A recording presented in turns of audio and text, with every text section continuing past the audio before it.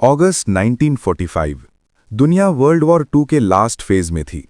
Europe में war खत्म हो चुकी थी, लेकिन पैसिफिक रीजन में जापान और एलाइड फोर्सेस के बीच लड़ाई अभी भी जारी थी।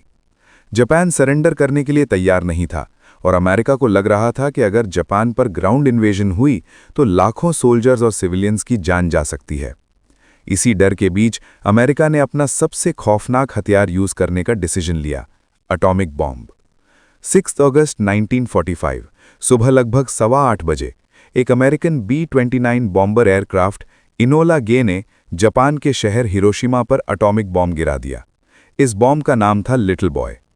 बॉम्ब हवा में जमीन से कुछ ऊपर एक्सप्लोड हुआ। एक पल में इतनी तेज रोशनी और गर्मी पैदा हुई कि लोग तुरंत राख बन गए। शहर के शहर पल भर में बर्बाद हो गए। बिल्डिंग्स गिर गईं और आग हर तरफ फैल गई।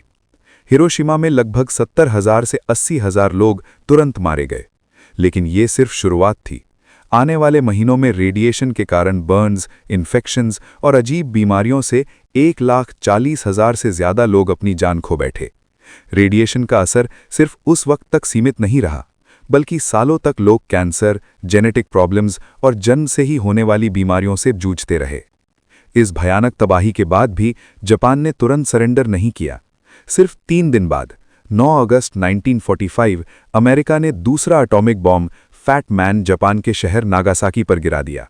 नागासाकी का टेरेन पहाड़ी था, इसलिए डिस्ट्रक्शन थोड़ा कम था, लेकिन फिर भी 40,000 लोग तुरंत मारे गए। 1945 के एंड तक यहां टोटल 70,000 के आसपास डेथ्स हो चुकी थीं। 2 एटॉमिक बॉम्ब्स के बाद जापान समझ चुका था कि अगर ये सिलसिला चला तो पूरा देश खत्म हो सकता है।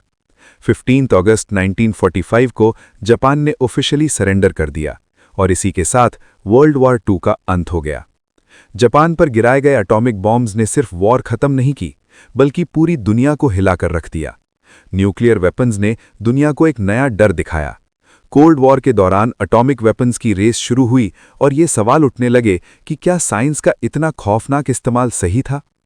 आज हिरोशिमा और नागासाकी सिर्फ शहर नहीं, बल्कि पीस के सिंबल्स हैं। यहां बने मेमोरियल्स दुनिया को याद दिलाते हैं कि एटॉमिक पावर सिर्फ डिस्ट्रक्शन नहीं, बल्कि जिम्मेदारी भी मांगती है। जापान एटॉमिक बॉम्ब ट्रेजेडी एक सबक है। जब साइंस इंसानियत के बिना यूज होती है तो नतीजा सिर्फ बर्बादी होता है।